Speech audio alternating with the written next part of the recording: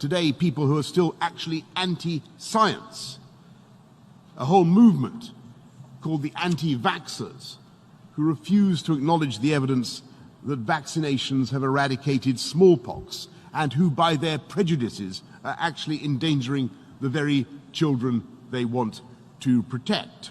And I totally reject this anti-scientific pessimism. I'm profoundly optimistic about the ability of new technology to serve as a liberator and to remake the world wondrously and benignly. Indeed, in countless respects, technology is already doing just that. Nanotechnology, I mentioned earlier, revolutionizing medicine by designing robots a fraction of the size of a red blood cell, capable of swimming through our bodies, dispensing medicine and attacking malignant cells like some Star Wars armada. Neural interface technology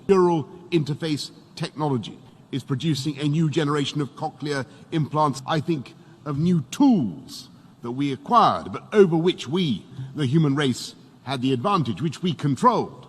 And that is not necessarily the case in the digital age. You may keep your secrets from your friends, from your parents, your children, your doctor, even your personal trainer. But it takes real effort to conceal your thoughts from Google. And if that is true today, in future, there may be nowhere to hide.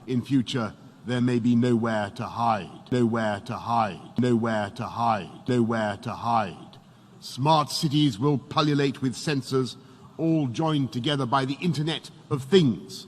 Bollards communing invisibly with lampposts. But this technology could also be used to keep every citizen under round-the-clock surveillance. A future Alexa will pretend to take orders, but this Alexa will be watching you, clucking her tongue and stamping her foot. But in the future, every square inch of every city will be alive with intelligence.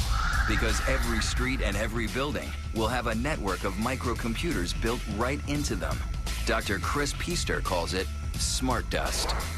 A smart dust particle, or mote, is a wireless sensor with sensing, computation, communication, and power in one package. These all-in-one microcomputers will be small, very small. The size of a mote today is about the size of a grain of rice. And we've shown that we can make the circuitry small enough and light enough that eventually it will be possible to make things that are on a sub-millimeter size scale. Tiny specks of computer smart dust will form a vast invisible network that can help manage the infrastructure of even the largest city. Smart cities in the future will take this low-power, inexpensive, small technology and basically distribute it everywhere. These tiny computers record information about their surroundings, information they can send to other computers or to you. Smart dust on the tracks will monitor your commuter train so you know if it's running late. Potholes will be able to report themselves and warn your car, and you'll never have to wait for a radio traffic report again.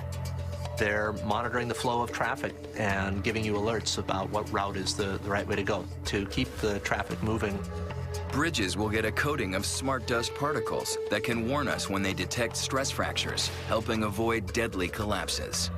But smart dust will also allow buildings and streets to recognize you and respond accordingly. I think increasingly, the environment will respond to who we are and adapt in consequence.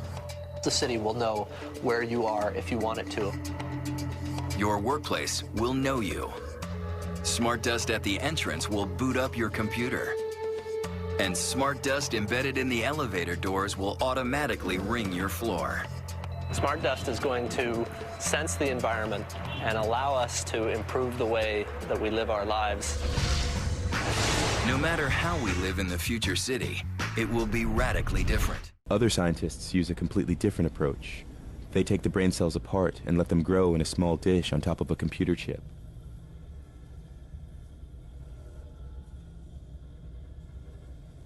The problem with this technique is that it is extremely difficult to place each cell exactly on the right connection point. A team of researchers at IMEC has recently found the trick. They printed a pattern on the chip with a product that the brain cells love to eat. While consuming the product, the cells get stuck to the right spot and their tentacles are guided by the pattern. This way, the whole network of brain cells can be entirely controlled.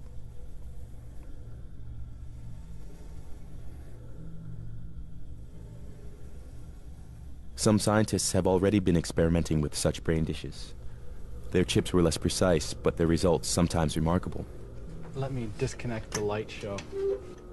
Dr. DeMars, for instance, tries to communicate with his brain dishes and teach them several tasks. So each of these dishes contains about 20,000 or so neurons, which are firing away as we speak. So each one's an individual network, and they'll fire spontaneously. We take living rat neurons, and they will rapidly form a neural network. And we have this grid of electrodes underneath the surface of these living neurons, and we can listen to the conversation among the neurons. And we can also stimulate activity within that network. We can send in different patterns of stimulation and look at how the network changes as a result of those stimulations. And that's how we do what we do. What he does is to teach his brain dishes how to control an airplane. The network can essentially fly the aircraft in a pretty optimal way. So it won't overcorrect too much, and it'll be able to stabilize it in a wide variety of conditions. I think I've programmed like a 50-knot crosswind into this one. It was what it looks like. You can see it, the aircraft, when it hits one of these crosswinds, how it begins to oscillate.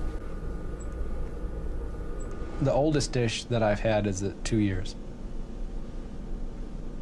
And the only reason why that dish died was because we were moving the lab from Caltech to Georgia Tech. Otherwise, that dish would probably still be alive today.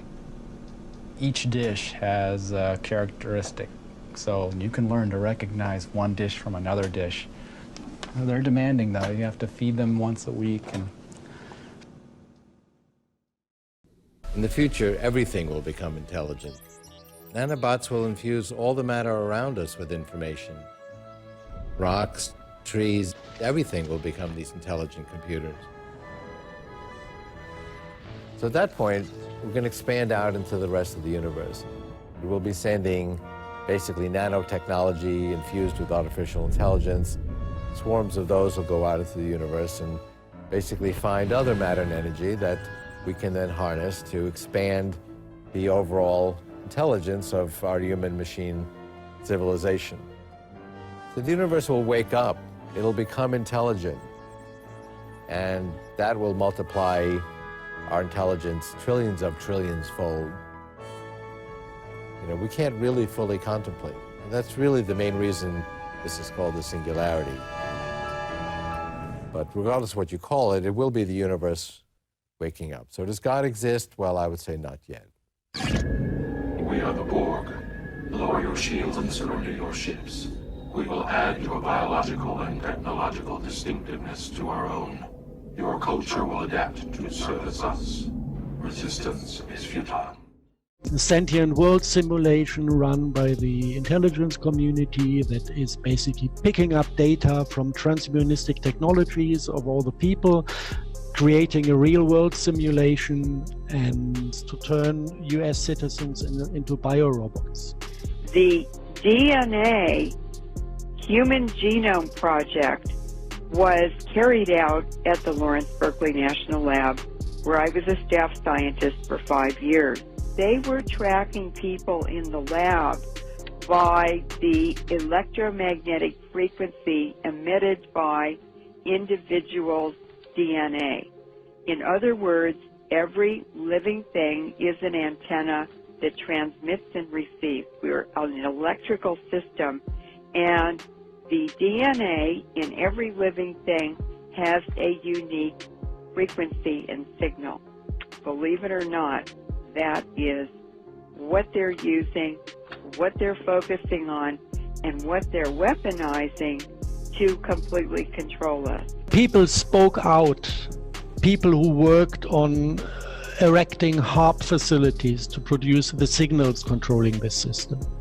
When they spoke out in public that actually the plan is to reverse these signals to turn US citizens into biorobots. There was a community of like 200 scientists who didn't want to support this development anymore, and they united to a group and started to speak out as a group to the public. Their families were assassinated with radio frequencies, and the symptoms of them dying were very, very, very similar to coronavirus death. Like having flu-like symptoms, then going to hospital with lung infection. So apparently we do have something that is related to electromagnetic warfare that shows the same symptoms. Yeah. Like the flu, that is easily mistaken. The Human Genome Project was set up and well-funded to experiment and to research and to describe, to quantify and qualify the human genome. And so, what is going on? The J. Craig Venter Institute has their mission as, quote, to forge new life forms, unquote. And they are also involved in manipulated computer code on DNA. What does this mean? Well, Dr. Helen Wallace from GeneWatch in 2002 said, we are in great danger, and she described this as a massive DNA database by the back door. Now, how would they use that? The J. Craig Venter Institute is a CIA and military operation. Well, no surprise there, of course. And anyone in science with money and status is supported by these vested interests, or they wouldn't get that money. They're giving the answers that the money interests want. And so what he's developing, or that institute is developing under his guidance, is the very software of life. And what they're doing is using computing, medicine, technology, and the police state to converge into basically what is creating a totalitarian scientific oligarchy. Now, of course, the Fourth Industrial Revolution will be sold to humanity as a way to better mankind. A word which they don't want you to use. Mankind, the UN doesn't like that. They want humankind, right? Anyways, they will make paralyzed people walk again. They will help the blind to see. And while this is all amazing and great, history shows us that time and time again, things that could be used to benefit humanity are often weaponized and turned against humanity.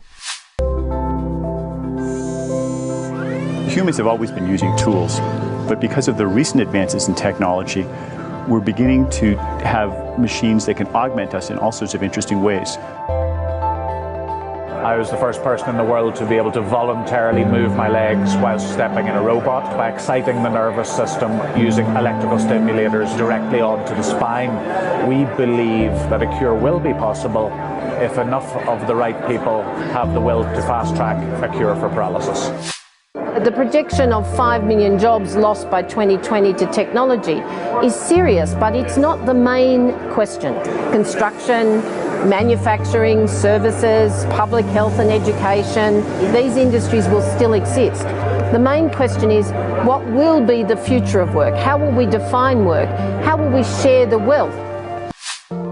One of the things that I think is so essential to free and open societies is freedom of thought. And up until now, the conversation we've been having is around freedom of speech. Once we can access people's thoughts and access people's emotions, we have to create a space that enables people to think freely, to think divergent thoughts, to think creative thoughts. And in a society where people fear having those thoughts, the likelihood of being able to enjoy progress is significantly diminished.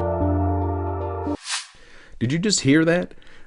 She said right now the discussion has been around free speech, but basically once we get that out of the way, once we get access to people's thoughts and once we get access to people's emotions, we need to create a framework for people to think in, so people aren't scared and so people are safe. This is absolutely terrifying. Talk about thought police.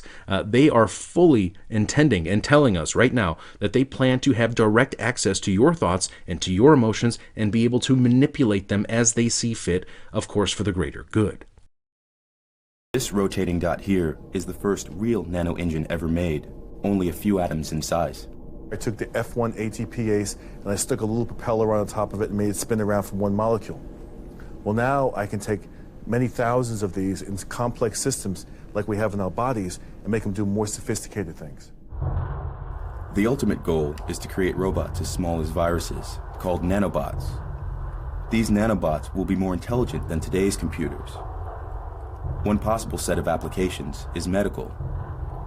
Nanobots could be injected into the bloodstream as a kind of cleansing team to kill cancer cells, for example, or to carry out other kinds of maintenance work in the body, or even to modify the DNA code. It might seem that this is a very expensive technology, but in fact, the opposite is true. We will be able to program nanobots to reproduce themselves, just as all natural creatures do. They will then be able to grab material from their environment and use it for making copies of themselves. Well, the basic goal of nanotechnology is to build what's called an assembler. And this is simply a very small device that can make copies of itself. And it's a programmable device, so it can be programmed to build a wide range of useful things. Auto-assemblers can be seen as a new form of life, comparable to viruses or yeast cells. They can reproduce themselves and at the same time transform matter just as yeast cells change sugar into alcohol. The only difference is that these new creatures can be programmed to carry out whatever task we want them to. Change carbon into diamonds, perhaps, or create food. Molecular nanotechnology is to physical reality what computer programming is to virtual reality. I think that's a bit of an exaggeration, but gives the idea. Whereas computer programmers can program software to do what they want, molecular nanotechnology will allow us to change matter at the most fundamental level. It will allow us to build just about any kind of structure to our exact specifications by moving individual atoms. This sounds like a world of magic where all that we imagine becomes reality. But the role of the good fairy is taken over by robots so minuscule that we cannot see them. And instead of saying the magic word, we program them to grant all our wishes. The other side of this fairy tale, however, is what is called the gray goo syndrome. Imagine that some nanobots are programmed for a terrorist action, or would simply tilt and start reproducing themselves endlessly. In a rapid chain reaction, the Earth would be reduced within 72 hours into a gray goo of swarming nanobots. Most scientists, however, stress that such a scenario is very unlikely. We will have nanotechnology to control nanotechnology, and it will also provide the ultimate escape route. We will be able to inject a certain number of nanobots into our bodies, where they will locate our brain cells and copy their functioning. With no effort, we will get a hardware copy of our consciousness that will then send a software copy to a computer, where more copies can be made, or where our consciousness will be allowed to merge with other souls and software programs. Would you eat your favourite takeaway if it was made in a laboratory? The thought of 3D printed nuggets might not sound appetising, but scientists say you won't be able to taste the difference. For in this Russian lab, your next tasty KFC meal is being prepared. Just finishing off some seafood for another customer first. This one is a squid. Yes, KFC has partnered with Russian scientists to develop lab-made chicken nuggets. Hot on the heels of fake meat, now comes a plethora of pantry palatables. Spinach, broccoli, chicken, salmon, kind of just runs the gamut. We were experimenting with a lot of new ingredients as well. Welcome to the future. Your printable food comes safely packaged in cartridges. Finger licking good. But what about increasing your memory and your computational power by being able to think and Google, by being able to, increase your cognitive capacity 1,000-fold or 1,000,000-fold? So I don't know if any of you saw when Elon and the team at Neuralink did an announcement about 2.5 months ago, right? So Neuralink is in primates right now and plans to be in humans at the end of 2020, a year from now. Extraordinary in being able to connect using their Neuralink chips into the neocortex of the brain and being able to give you the ability to sense at a distance or manipulate motors, controls at a distance. So originally what they're going to do this for is people who've got a cervical break. They're locked in, they can't move, they can't feel, they can't speak, they can't do anything. But imagine if you could bypass all of the normal pathways and go straight to the brain, go to the homunculus of the sensory or motor cortex of your brain, and be able to get sensory information directly in and being able to say, I want to control that robotic arm to pick up an apple and feed me, whatever it might be. Now, the numbers, if you do the calculations, their expectation is that they'll be able to do 2 gigabits per second of connectivity from the neocortex to the cloud. And that's just the beginning. So Ray Kurzweil talks about this concept of brain-computer interface. And his prediction was not 2045, which was a number of conversations. His prediction is that by 2035, we're going to be connecting your neocortex to the cloud. So what's it like when you can know anything? Where if you're connected and I'm connected, I can know your thoughts and feelings and emotions. Is it going to make us more empathic to each other? Is it going to say, hey, listen, I want you to succeed. When you succeed, I succeed, because we're all part of the same meta-intelligence, right? Do we think about the fact that we are all a collection of 30 to 50 trillion cells that make us human, right? You're not a single living organism. You're 30 trillion organisms working together collaboratively. And so I think these kinds of technologies of BCI are going to create a collection of 8 billion people. I'm a huge Star Trek fan. My only problem with the Roddenberry universe is they made the Borg evil.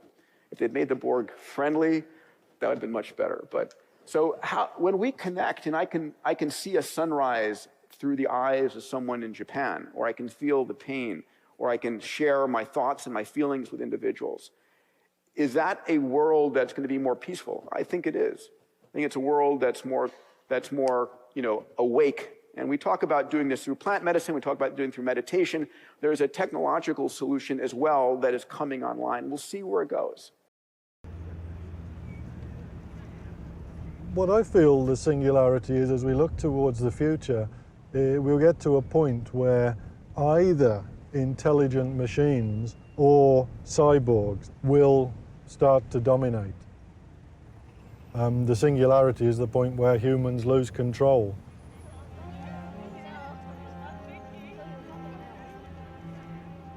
We are going to get to the Terminator scenario. That's what I see. Intelligent machines calling the shots. Humans, some subservient slaves is the best, maybe on farms if we're lucky and so on. Looking at how we are ourselves now, I don't think the future is good. If you are a human After the singularity, forget it. Most people know me for the implant experiments that I've carried out. And this little pot here is the first implant that I had, but it was implanted here, and that identified me to the computer in the building. Hello, Professor Warwick. The last implant that I had was a lot more serious.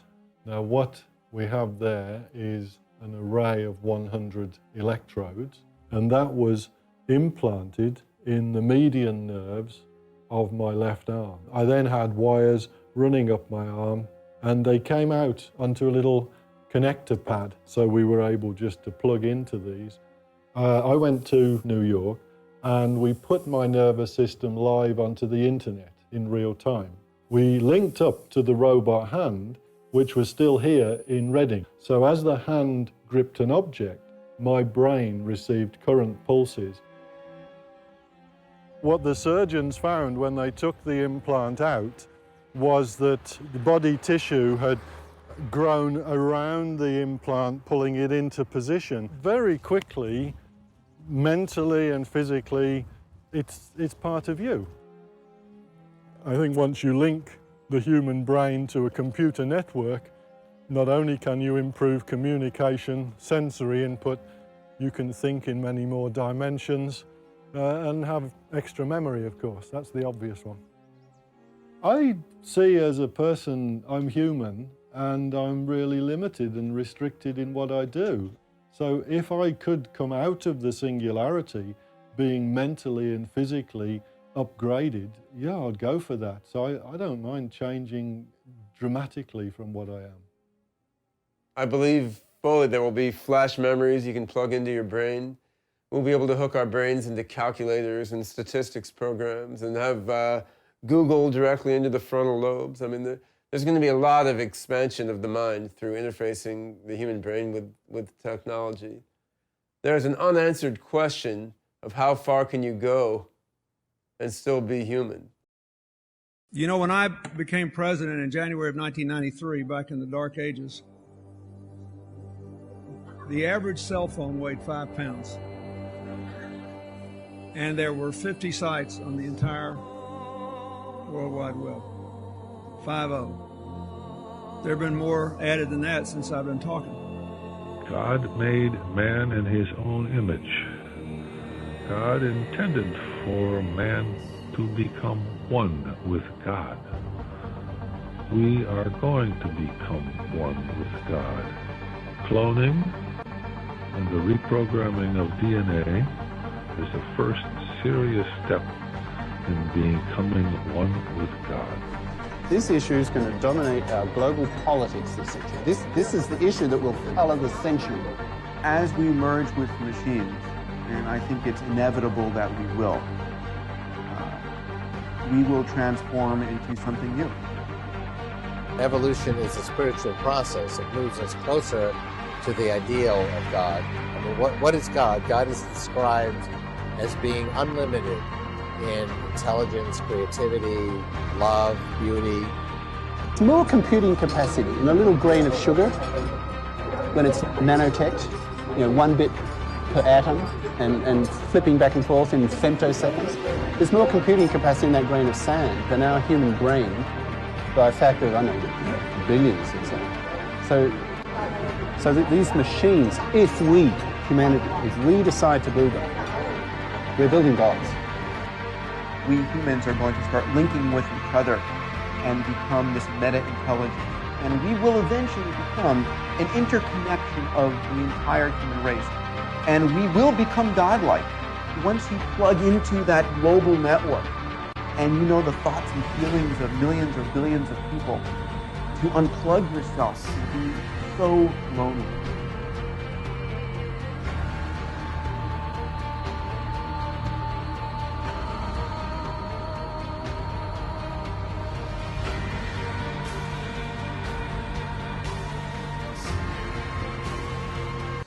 At this moment in our civilization, we can create cybernetic individuals who, in just a few short years, will be completely indistinguishable from us.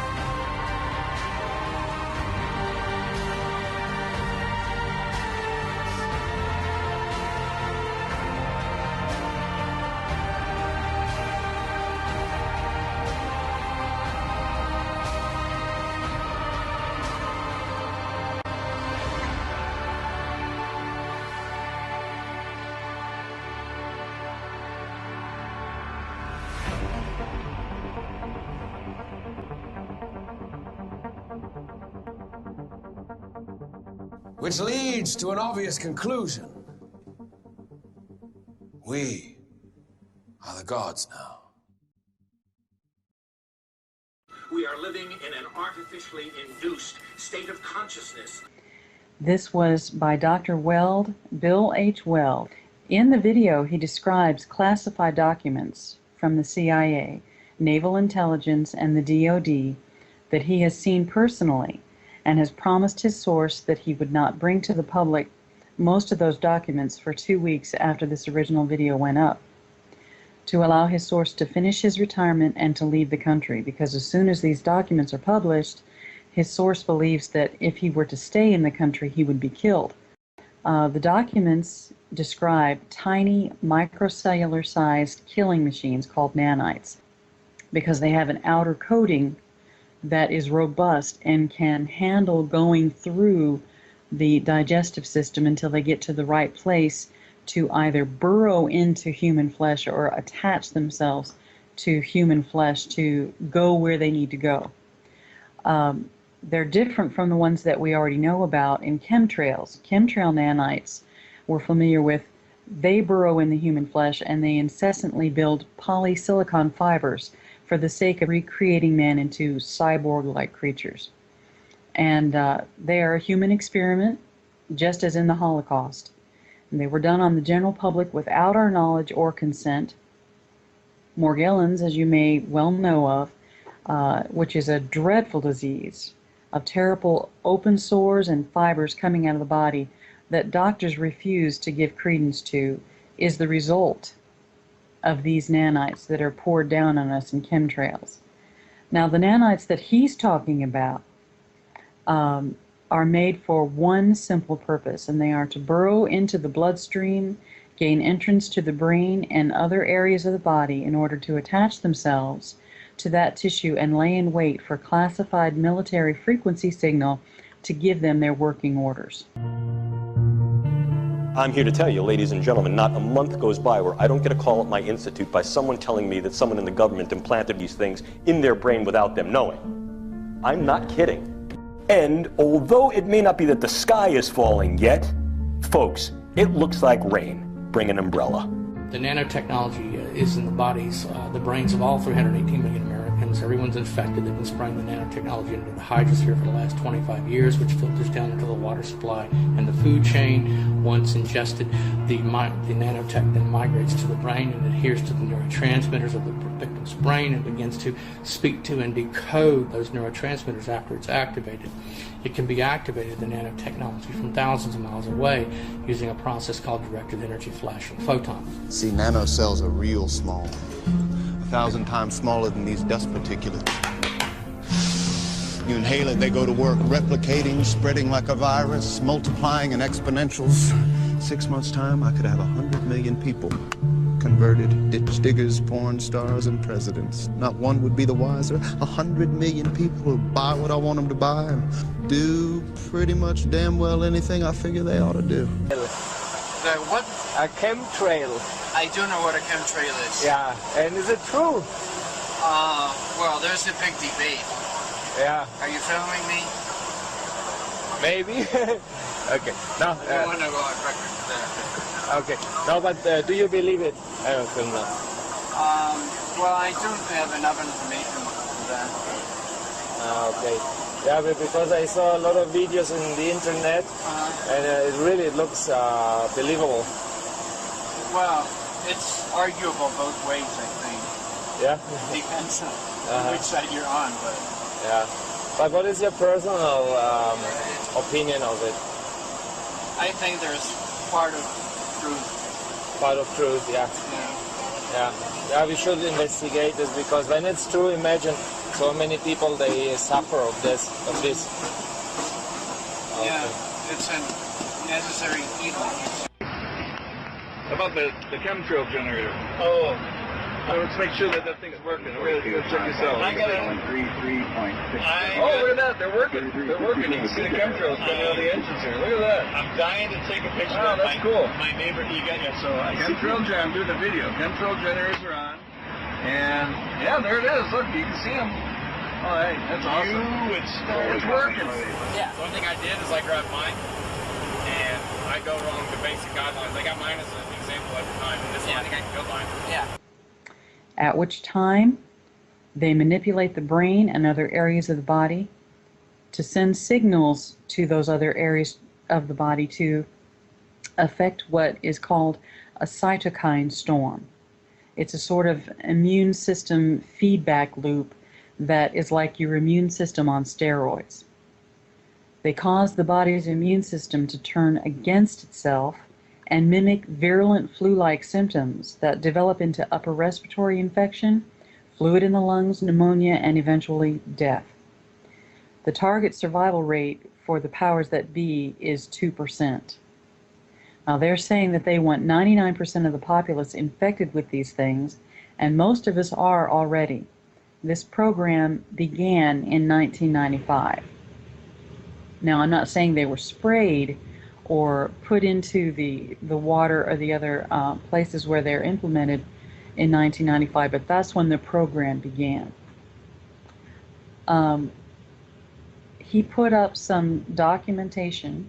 Now, the two documents, I'll read them out to you. The cover page document says DTFN estimates for nano-domestic quell Phase 4 updated compliance. And this is for the Assistant Director of Advanced Projects, the Office of DARPA Command, for the Department of Secretary of Defense, eyes only. Then it describes nano-domestic quell in the other document, and it says that there needs to be more inflows of dispersal in Pepsi Company, 9.9% more, Nestle, 8.5% more. It goes on with the different percentages. Chicago Municipal, that's referring to the water supply. Atlantic Municipal, another water supply. Coca-Cola, Los Angeles Municipal, and Seattle Municipal. These are just a few of the very many areas that these things have infiltrated.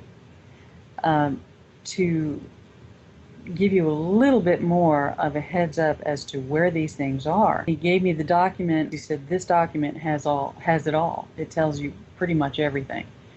And so he was saying, yes, it's true, it's real, it's in the water, it's in all these other products. Not only that, it's in vaccines. So these vaccines and so forth are laced with it. That's another interesting thing that we'll talk about. Well, literally, we have the science, am I correct, to make these little nano machines that can do various tasks. Is that correct? Yes, and they're made to order. We can make them to order. You just go to the manufacturers and you say, look, I want a nanite that's this big. I want it to do this, this, this, and this. I want it to not be susceptible to this. It has to go through this kind of environment. And you just go down the list of what you need, and they will make it for you. So they take these and they put them into the water supply, right. into now, drinks. Go ahead. Let me describe these nanites just a little bit. The particular nanites that we're talking about are medical nanoscale devices, meaning they're so tiny you can barely see them, or you might not even be able to see them with the naked eye. They're customized with targeted drug delivery and cell death vehicles carrying large doses of agents, genetic material, or programming targeted to specific cells. Now, these particular nanites that we're talking about, let me get down here. These are the revolutionary kind of nanites that are constructed with a robust, smart nanostructure. And they detect specific cells and identify their location in the body. They can kill the cells or stay right where they are and confirm back having done the job. So they get this frequency and they get their working orders. They do their working orders and then they report back what they've done when they're finished. Amazing. Amazing. This is insidious. I mean, if we didn't have enough already to worry about chlorine, fluoride, pharmaceuticals in the water supply. I just came out to Nevada, Michelle, and a friend of mine who will remain unnamed warned me. He said, you may want to be careful about drinking the water in Vegas. It could very well be hot, meaning radioactive. The report was, he got from his source that some of the Indian tribes live in land that is next to the Colorado River. Their cattle was coming down with tumors. So it got me concerned, and for many weeks I've been drinking bottled water, but now I want to get to the bottom of this. Has the water supply been contaminated with radiation? That's another show. But if that wasn't bad enough, now we got nanomites. Right, and it's not just water from municipalities, it's in bottled water as well. Uh-oh. So, you know, you remember this, this public drive that the president's wife went on, how that Americans needed to drink more water. You need to drink at least 9 glasses of water a day and you'll feel better. And the doctors came out and said, that's the most ludicrous thing I've ever heard. Why would she say this and make it a public drive to do it? Okay, so Bioinicia is a private company. We are headquartered in Valencia in Spain, and we're specialists in the fabrication of nano and micro fibers and particles by electrohydrodynamic processing, so commonly known as electrospinning or electrospraying. So in Valencia, we've got our equipment manufacturing workshop. We've got R&D facilities based in one of the research institutes in Spain, from which we spun out in 2009. We've also got pilot plant equipment for product development and a manufacturing plant inside the clean room, which is pictured there, for pharmaceutical and biomedical device manufacture. So that's specifically for nanofiber and microfiber manufacture. We also have a production facility next door to this one for the manufacture of nanoparticles and powders. So we recently achieved ISO 13485 certification, which allows us to manufacture medical devices, and GMP pharma certification for drug-loaded devices. But on the right-hand side, this is a high-speed camera shot of the spinning jet, and you can see that it's one continuous fiber which is collected per spinning needle. And obviously, we use many needles to scale up the process. Electrospinning and electrospraying are very similar in processes, and the hardware is the same. So our equipment can be used for both. We can manufacture fibers and particles in the same machines, the difference being the solution that we process. So a higher viscosity solution, which has molecules inside which entangle with each other during the stretching of the spinning jet, results in fiber formation. A lower viscosity solution, which doesn't have the same entanglement within the solution as it's spinning, it means that the solution is able to break up into droplets, and those droplets break up further into smaller and smaller droplets, and you end up creating nanoparticles. And in both cases, the range of diameters is well controlled, somewhere between about 50 nanometers and several microns, with a typical range for fibers being in the hundreds of nanometer diameter range. What we've designed, and we've done this very, very quietly, but we're glad to now release it to the world, is this idea of Teslaphoresis, which is a discovery we made several years ago, and we've been developing it.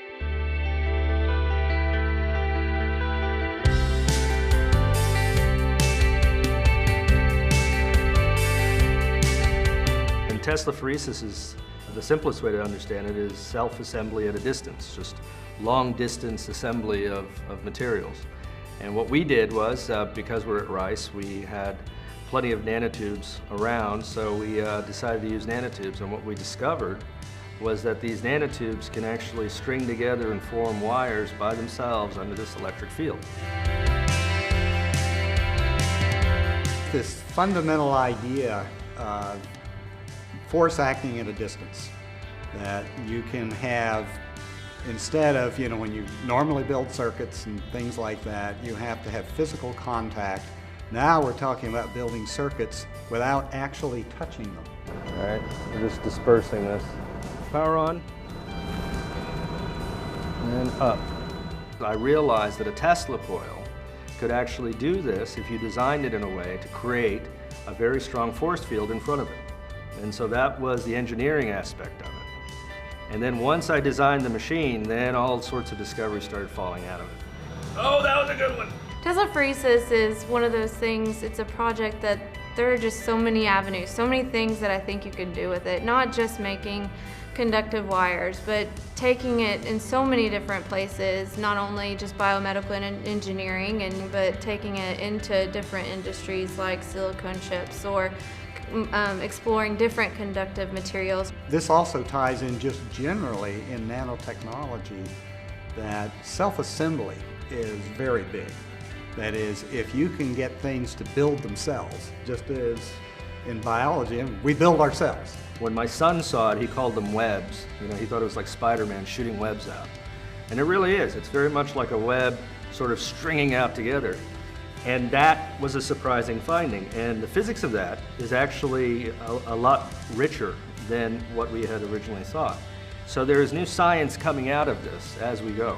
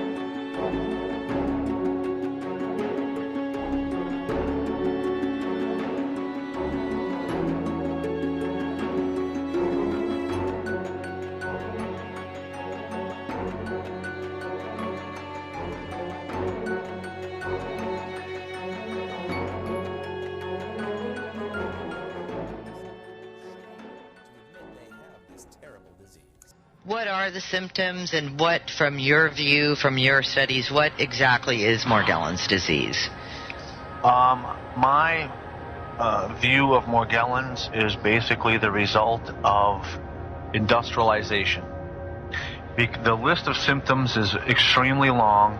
It's almost similar to like a fungal overload, pathogenic overload, and there's so many related symptoms. Some of the more prominent ones being the body actually growing these fibrils or hairs, the body producing artifacts of some kind, whether they're some people, I've even met a couple of people that are producing plant-like material growing out of their skin. There's actually these non-earthling type of insects being come out of their body. I mean, unbelievable stories that I would never have believed it unless I was standing in their house witnessing this. Hexagons. I mean, on our website, morgellonsresearchgroup.com, there's probably 1,000 pictures that you can see. They're real. It's unbelievable. It's like the science fiction channel come to life. Absolutely, I agree with you. You know, as well, but there are many components to this. Now, why do you think, why do you think that this is such a big cover-up? I mean, the Morgellons was reported 20-some-odd years ago. According to Dr. Caroline Carter, she says it shouldn't even be called Morgellons disease. It should be called GMOD, which would stand for Genetically Modified Organism Disease. What do you have to say about that? I am totally aligned with that. You are. Well, she is testing via hair samples. She's testing in the country of Cyprus. 8 out of 10 people, and doesn't matter the age group, by the way, little children all the way up to the elderly, 8 out of 10 are testing positive for Morgellons disease. What's going on?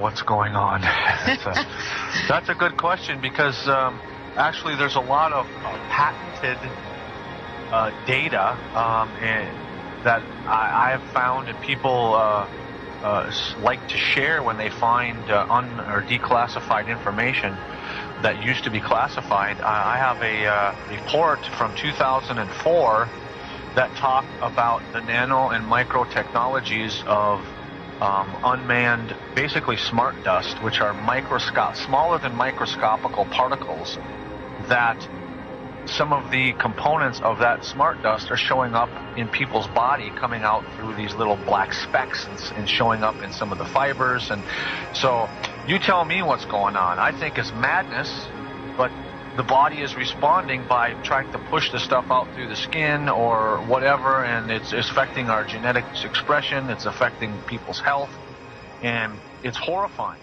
especially when you have this. But silver iodide and dry ice nuclei are Stone Age technologies compared to today's higher-tech particle payloads. The most amazing of these belong to a family of weather mod devices that are so small you might not see one, even if it was floating in your eye. Ranging from the ultra-tiny to the nearly invisible, these are the revolutionary micro-machines that will be the workhorses of any world weather control system. They're MEMS, micro-electromechanical sensors. It's January 7th on a Friday in Phoenix, and our skies are pretty blue today. Just a few weird looking cloud type things in the sky. So I thought I'd check for the particulates and fibers that might possibly be raining out of the sky after 2 days of a whiteout situation. We were chemtrailed to the high heavens the last few days, and I see things floating through the air everywhere, and we're out breathing them, thinking it's a clear blue day and the air is clean. There's all these things flying through the air.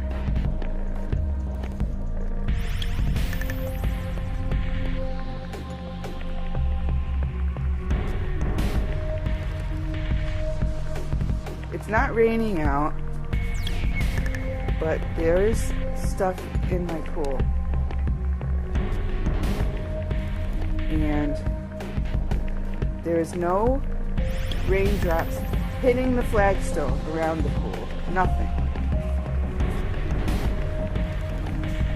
There is no raindrops on the ground, but there are raindrops in the pool. What? And there's shiny raindrops, and I'm on the telephone, so I'm sorry, but I had to get a picture of this. All right, bye. Okay, guys, this is a weather report because it's been like 80 degrees here, really unseasonably warm. I'm 8,000 feet in the Colorado Rocky Mountains. And I've been noticing weird snow when we do have a little, and this stuff takes the cake right now. I mean, it's like snow fiber. Look at this crap. I mean, you can see it. I mean, this is how it's falling. It's not like freezing once it hits the ground. It's falling like this. There's no snowflakes. They're like snow fibers or crystals or whatever. But they're not like... There's a couple of snowflakes I can see. I mean, you can see a couple maybe. But most of this crap is this fiber-ish looking disturbing stuff. And, yeah, it's bizarre. Doesn't look right to me, personally. So here's outside a little... You can see it's in this whole crap. It's made of that. It's, yeah. I can see it falling on my shirt this way, look.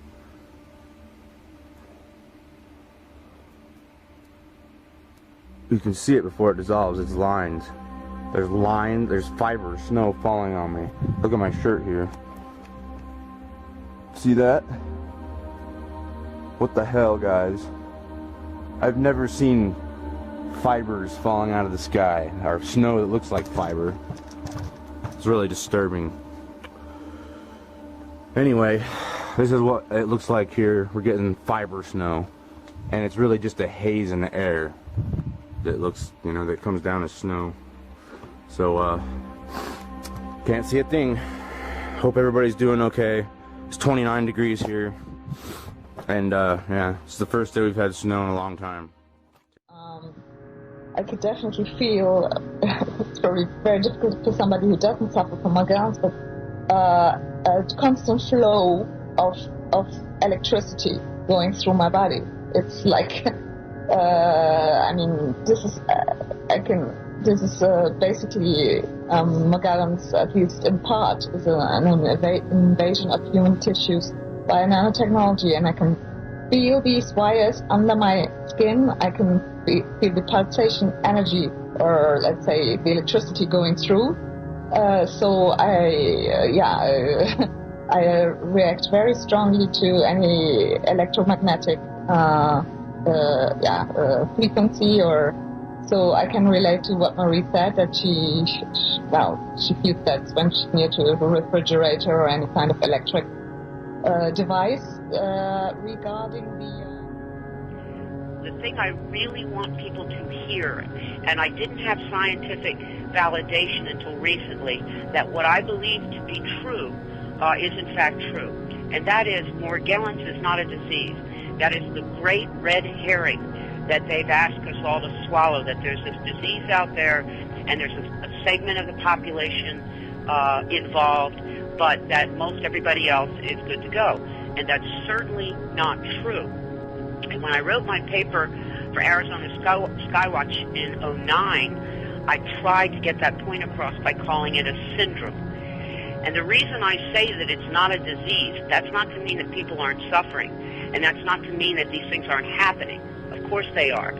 But the reason I say it's not a disease, because we think of a disease as a pathogen that gets into us, measles, mumps, whatever, a single pathogen that is classified as a disease with a certain amount of symptomology to it, and that's that. And that's not what we're seeing here at all. We're seeing multiple materials in the human body that work symbiotically together, synergistically, that are being delivered to us through the air supply. And when the body recognizes, and it's strong enough, mind, body, and spirit, to say this doesn't belong, it begins to try to push it out.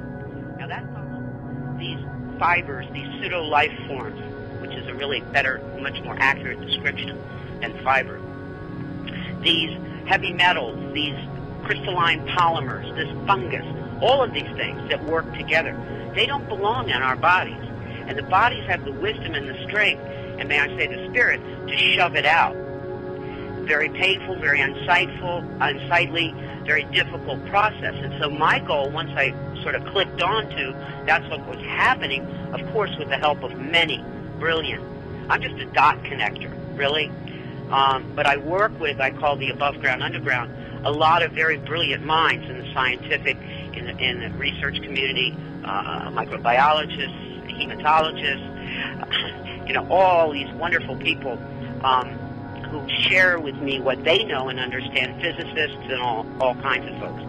So when I began to see that there was a match between what was coming out of these sores and what was being delivered through the air, and then I have a research doctor who has access to an atomic microscope who was able to observe live blood, on a very, very, very, very small scale, and could see that this fungus was actually collecting these toxic metals, which we know, aluminum, barium, and the whole 9 yards that are being delivered to us as well, and using them as weapons against our immune system. Big bells went off for me, and I began to realize that this was a very, I hate to give it over, brilliant system that was being laid into our bodies piecemeal, and I'm not sure where it all started. I don't believe it just started with the chemtrails. I believe you can follow it all the way back to some inoculations post-World War II and a lot of other things, food. But be that as it may, it's not a disease, guys. Hey, that's great. Too. Is there a connection between Morgellons disease and chemtrails? Dr. Will Spencer, I'll let you take that one. I would say there is, because some of the components that we're finding, the artifacts coming out of people's bodies, are being detected in the air. So, that's pretty high altitudes actually, and so that would lead me to believe there is a connection, as well as not only the components, the fibers and the metals that are coming out of people's bodies are in people's bodies, but also these exotic or new lab-created microorganisms, genetically altered ones, are showing up in people's bodies as well as in the atmosphere. So, it would only lead me to believe that there is a direct connection. Right. For example, last week I had I have pain in my head every day, like headache, but this day was a different kind of headache, and I felt like I was throwing up, but I didn't, but that kind of feeling. And then there was a lot of plane who I could see that in the Swedish chemtrails website, that they said, today they're spraying a lot. So I really believe it, and now I'm thinking after. There are chemtrails everywhere all the time. Correct, and they could have other chemicals in it. But one key that what I'm calling the smart dust, where smart dust is a very, very small particle at nano size that has a specific function. This looks like, if you look at certain times of the day and you see dust, but it's not dust, it's like an iridescent glitter. Very specifically different than regular household dust. Yeah. And this would be in areas where... We have seen that. Doctor, I got one of those 10 million watt spotlights. You go out at night and point it up to the sky, and you can't believe what's floating in the air. I mean, it's really disgusting. Right, and if you're seeing this iridescence, which looks like just like glitter, that is engineered dust or smart dust type material versus regular household dust, or that does not reflect back. So here comes the conspiracy theory. If Morgellons is related to chemtrails and it's coming out of the spray from airplanes, is there some grand plan to get this stuff into human beings? Well, I don't know if it was a plan or anything, but I will say that all of us have been exposed, all animals, all life forms on this planet. It's just a matter of what our genetic makeup is, what we have been chemically poisoned with as an industry, meaning working in industry versus living in certain polluted areas, that is allowing this to manifest more rapidly in individuals than ourselves. Because when everything happens to me, then there was so much dust in my home, and I didn't understand. I think, it's my boys who from the socks or something, because the dust come all the time, and I was afraid of this dust in the air, and I think, of course, there is something mixed with everything, with food, with chemtrails. I think there is a big connection with everything. And also what really, it has, really definitely destroyed my life. I cannot work anymore. Money-wise, it has been a down-going spiral. Also, I've lost a lot of friends. I had a very, very active social life before. When the psychologist said, well, the mother's obviously gotten really crazy now because she believes it could be linked to some kind of nanotechnology in her body or coming out of her body. I said, okay, well, if everybody thinks I'm crazy, why don't we ask somebody really qualified? And I got in touch with this medical research journalist, Desiree Röver, and I said, well, Desiree, what do you think? According to you, what is Magellan's? And the answer that came back was saying, well, according to me, first of all, she made it very clear that there was a link to chemtrails. And secondly, she said, according to me, it's a kind of test or testing on certain people in view of transhumanism and the creation of artificial intelligence.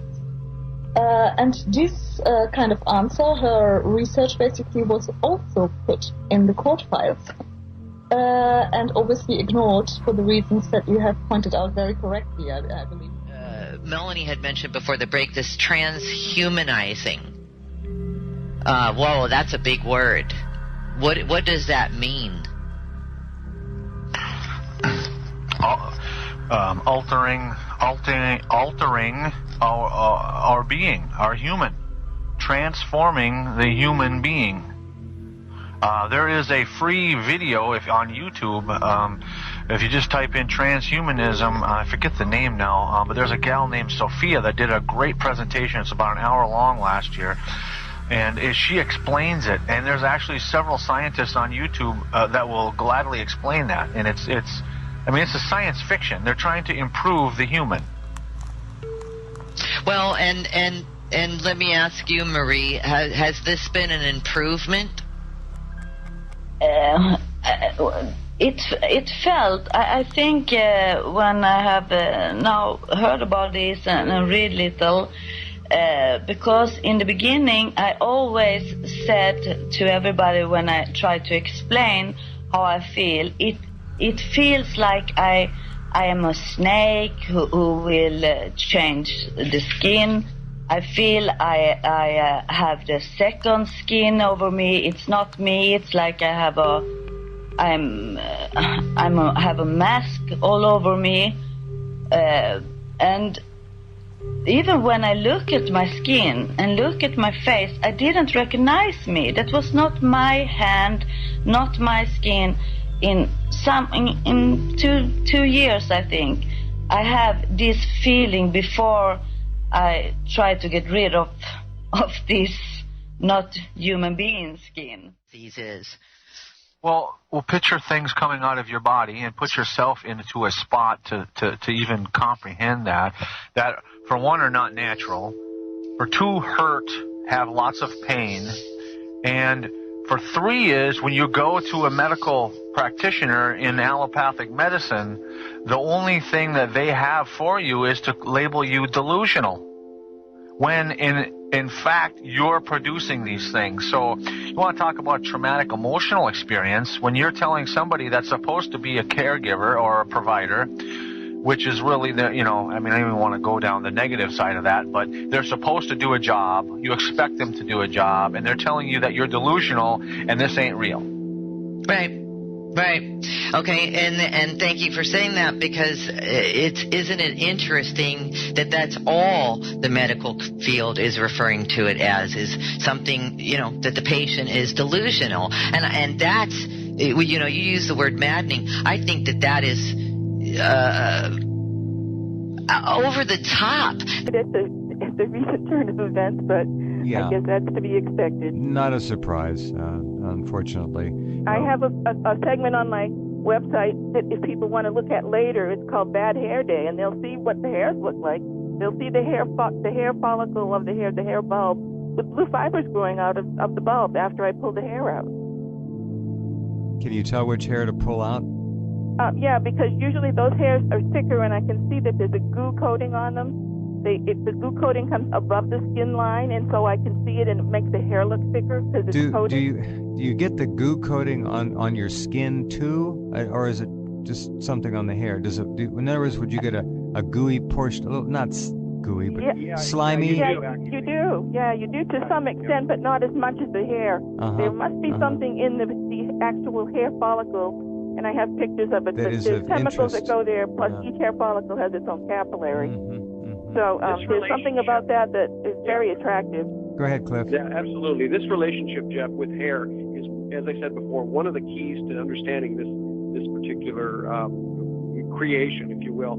And both Jan and I think we go on the record as saying that what you can find in those hair follicles will set you back on your heels. And then almost all Morgies will relate more or less the same thing. You will find in and around those hairs and within those hairs all kinds of Morgellons manifestations. Wow. In some cases, the hair bulb and the hair root is so extended and so covered with a white sebum sheath that it's 5 to 6, maybe even 7 times its normal size. And when you pull it out, it comes out without, the nerves are dead. You don't feel anything. Jan, these pictures they're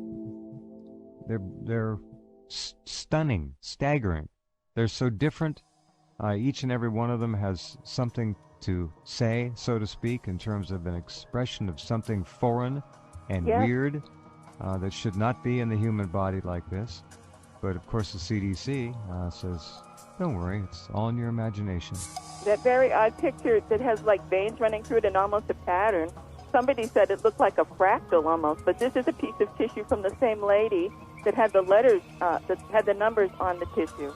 Now that is, I don't even know what to do to start to talk about that. The idea that the first pictures show that lesion covering, that crusty lesion covering peeled off, and there are clearly numbers in it. What the hell is that all about?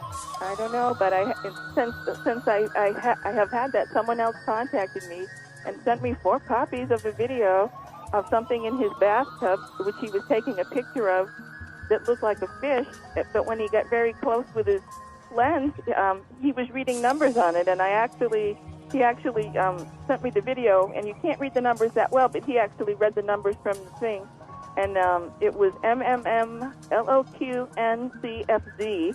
Then there was a 6-digit number that he wasn't sure of, and then it said 23 parentheses U-Bot and RAM. 23 what, dear? One more time. It was 23, and there's one parenthesis that goes the other way, and it says U-Bot and RAM. Y-U-B-O-T and RAM. So that's pretty funky. This is such. See, that's why we've been covering this story with, thank goodness for Jan and Cliff, for years and years. This is such a huge issue. This is a gigantic story that no one will touch.